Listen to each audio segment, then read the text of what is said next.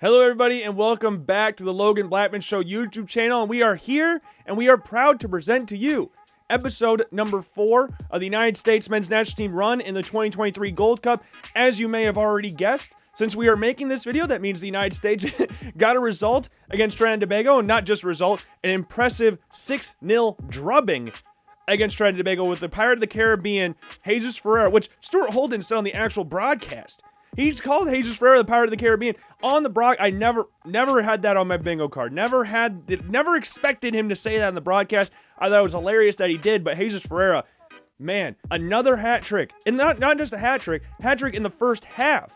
And whatever you say about Jesus Ferreira, whether you like him, hate him, think he's mid, think he's really good, or whatever, think he should be challenging for the number 1 striker spot for the United States, or you think he already has that spot, that is a very impressive result for him. Back-to-back hat tricks.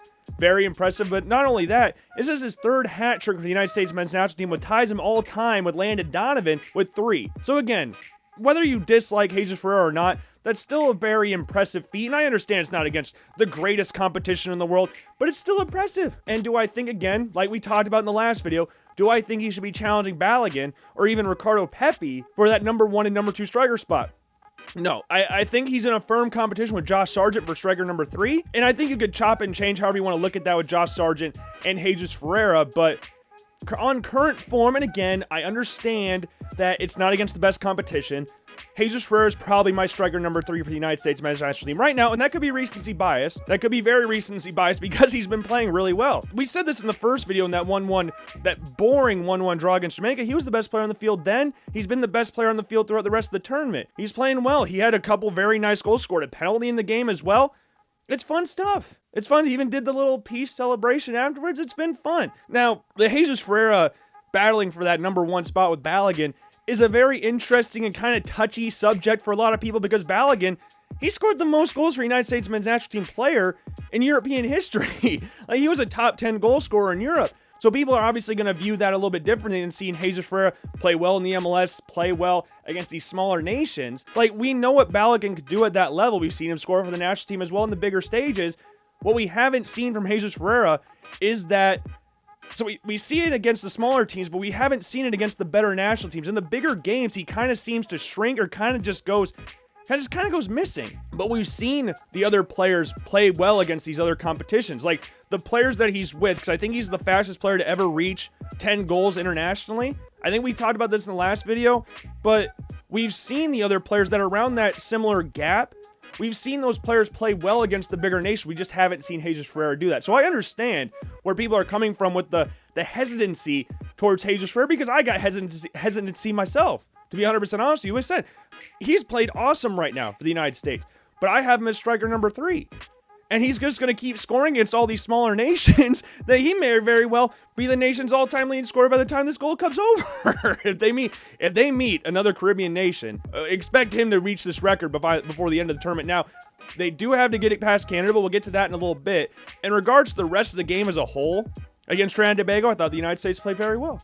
Obviously, I mean, you get a 6-0 win, and you could say that this game was even more impressive than St. Kitts and Nevis' game, because Trinidad and Tobago beat St. Kitts and Nevis 3-0.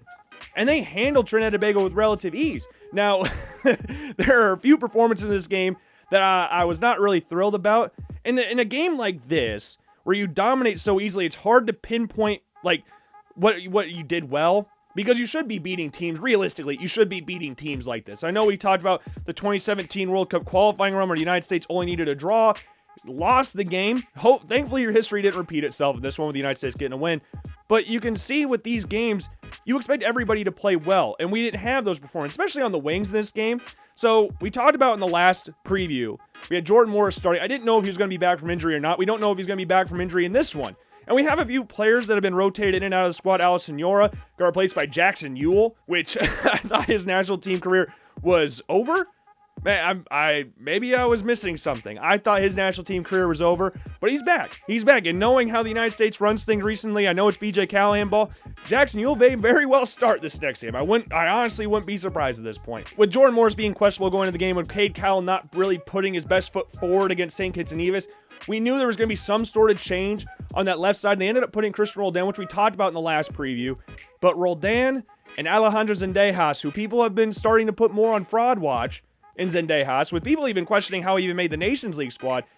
Zendejas, I will defend to a certain extent because I think he is talented. I think he's very much in his own head right now. I think they're going to keep giving him more chances than maybe some people feel he deserves more.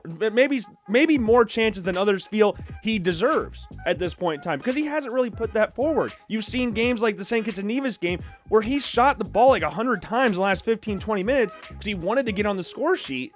But there's times you need to stop being that selfish. He did this in the game against Trinidad and Tobago as well. So he is, kind of frustrating. But Christian Roldan, there's no really defending his performance in this game. I know he's not necessarily a natural winger. He's more transitioned to a central midfielder. But good Lord. The missed shot he had in the game where he just completely scuffed it. You could try to give him the benefit of the doubt, I guess, if you wanted to, and say he was trying to let the ball go through his legs so someone could come from the back post and finish it.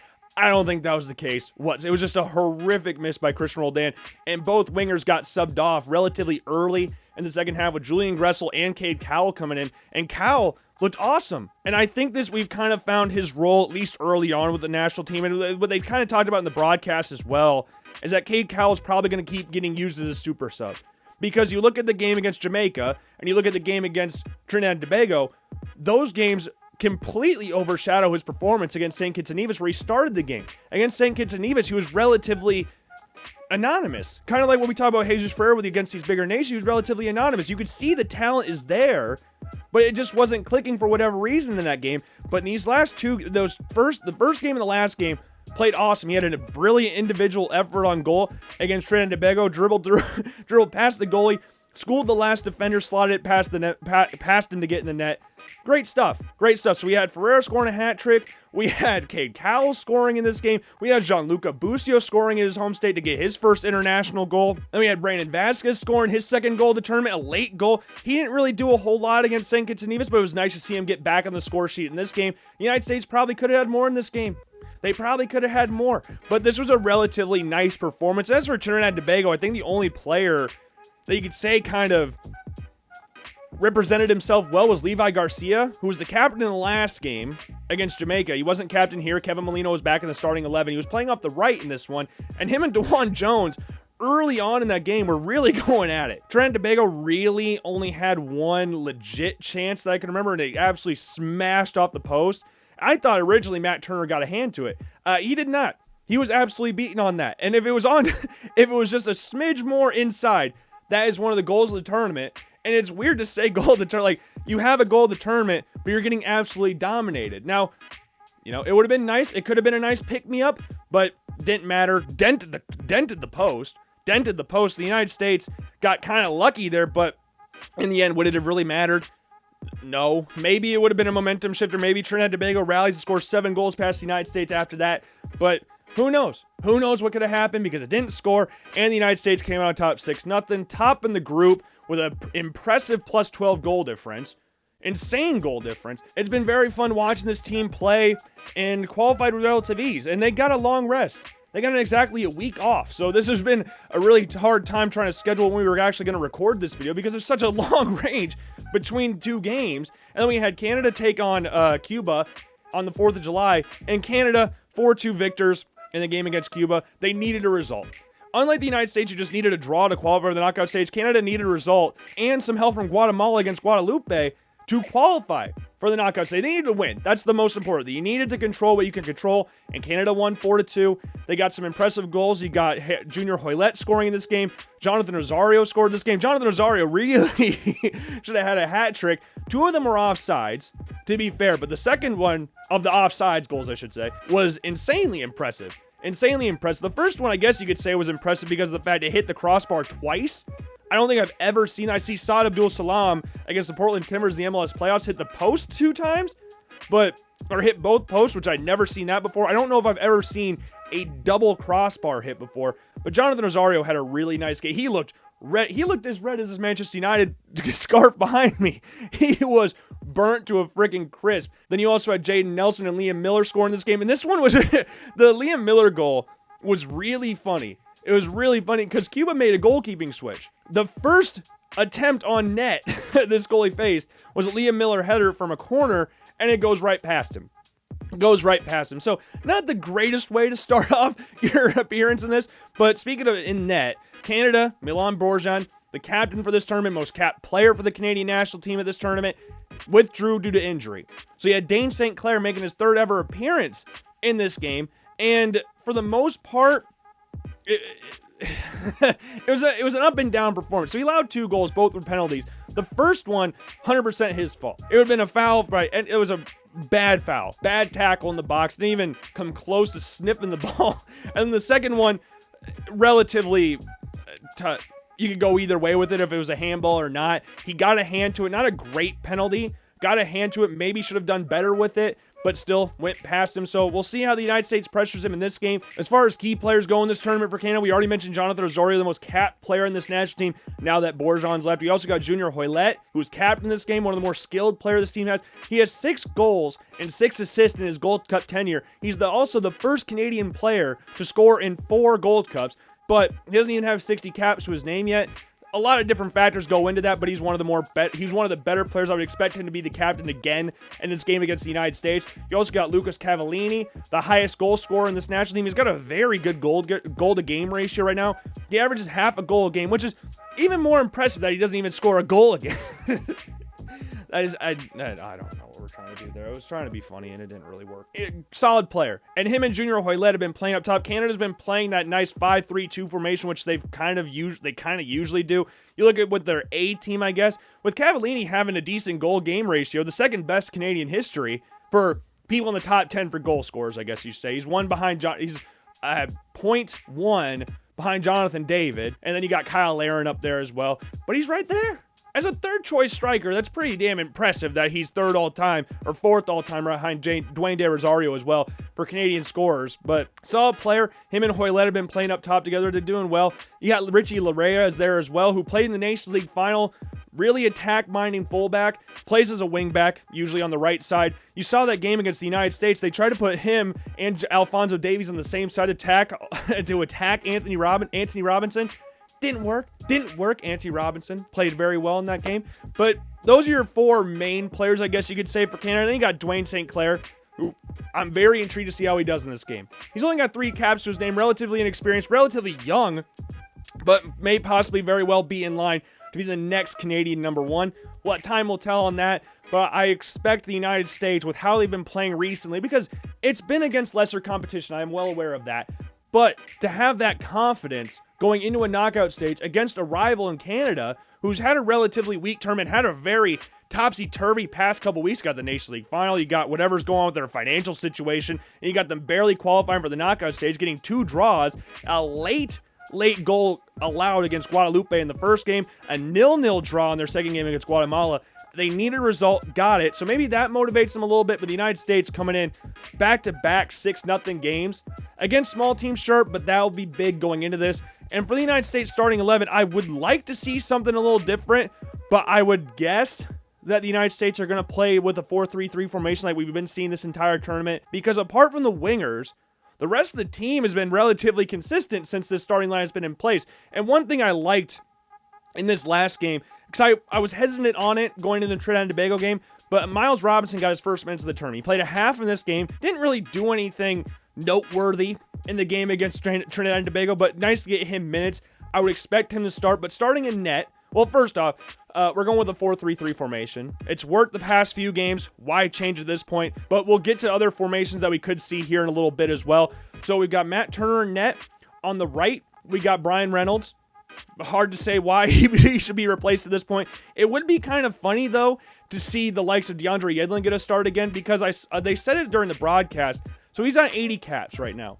The record for United States men's national team caps without a goal is 81. So if he comes into this game late, the chances of him scoring are nil and void. But maybe they give him a penalty. Maybe Jesus Ferreira hands him the ball for a penalty so he doesn't hold the new record, but one would guess that DeAndre Yedlin will be the record holder by the end of this tournament, because I do expect him to play some more minutes in this game. He came in for Brian Reynolds later in the game against Trinidad and Tobago. We'll see how many minutes he plays in this game, but Brian Reynolds deserves a start. And same goes for DeJuan Jones. I thought he played well. Got an assist against Trinidad and Tobago. Might as well keep his spot. The wingbacks have played really well since starting in their first game against St. Kitts and Nevis. Why change it? Why change it? And then you got the center back partnership of Jalen Neal and Miles Robinson. I love that part. I love that. That back line's good. That back line's fairly solid. I'm not going to lie. That's a very solid back line. Miles Robinson, one of the better center backs the United States has to offer. Jalen Neal, one of the emerging players for the United States, been one of the better players for the United States in this tournament since coming in for Aaron Long in that first game.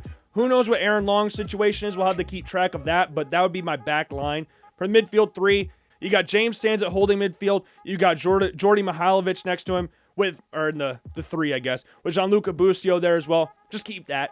Why change it? Just keep that. Up top, you got Jesus Ferreira at striker. There's no reason to change that at this point. On the right, this is where it kind of gets a little interesting. I'm going to keep Alejandro Zendejas there. I think they're going to keep trying to build his confidence. That's what my guess is. Do I agree with it? I don't know. I thought Julian Gressel played all right when coming in for him later in the second half, but I would expect them to keep going with Alejandro Zendejas. Because though Julian Gressel might have played better in that game, Alejandro Zendejas is objectively more talented. So I think they're going to edge with the talent there. As far as the left wing goes, we already talked about Cade Cowell coming off the bench. You saw his impact against Jamaica. You saw his impact against Trinidad and Tobago. I would expect that to keep the same thing. I think he's better than the other left wing options they have, but I would expect him to come in off the bench at some point. So if Jordan Morris is healthy, I would expect Jordan Morris to start. If not, I really don't want to see Christian Roldan back at left wing, but that could be an option there as well. But if Jordan Morris is back or healthy enough, I expect him to start in this game. So that's our starting formation that I would guess at this point, because it's worked well for the most part this tournament, at least the past two games. So we got a back line of Matt Turner in net, Jalen Neal. Okay, we're going a little out of order here. We got Brian Reynolds, we got DeJuan Jones, we got Jalen Neal, Miles Robinson center back, we got James Sands as the holding midfielder, we got Jordy Mihailovic, and we've got Gianluca Busio starting as number 8, and we got Jesus Ferreira up top, Zendejas on the right, and again, if he's healthy, Jordan Morris on the left. Now, I would like to also see a 5-3-2 formation. I think it'd be pretty fun to see the likes of Jesus Ferreira and Brandon Vasquez start up top with each other. I don't know if that would happen. It'd be interesting to see where they play James Sands in that. Will they drop him back in the defense? Because you saw in the 2021 Gold Cup in the group stage, he played really well as that middle center back next to Miles Robinson, Walker Zimmerman. Would he drop back there? And that's where we would have the Jackson Ewell starting spot. But I don't want to see that. I don't want to see Ewell start. So maybe they bring Miazga and have him play that middle center back, or Aaron Long, because again, he's the ball-playing center back. So maybe he comes in as plays that middle center back in that back three. And then we have the same midfield and have Vasquez and Ferreira up top. Who knows? But that's what I would guess at this point in time. Maybe they go with something completely different and try to go with the 4-2-3-1 again. And they actually play Ferreira as a 10, and they move like Mihailovic to the left or something. Who the hell knows what the United States is going to do? But I expect them to get a result here. I'm going to go with a 2-1 victory for the United States in this game over Canada, get to the semifinals. And yeah, that's all I've got for you in this video. I do hope you enjoyed. If not, I sincerely apologize. We'll try to be better next time. And yeah, make sure you like and subscribe. If you liked the video, if you didn't, let me know down below. But we haven't done a good job at plugging this either. Make sure you follow Logan Blackman Show on all different forms of social media, and most notably Apple Podcasts and Spotify. We got a new podcast coming out for you every Monday, Wednesday, and Friday, unless something, pops up. But this has been Logan Blackman of the Logan Blackman Show. Let's hope the United States gets a result against Canada, and I will see you all later. Peace.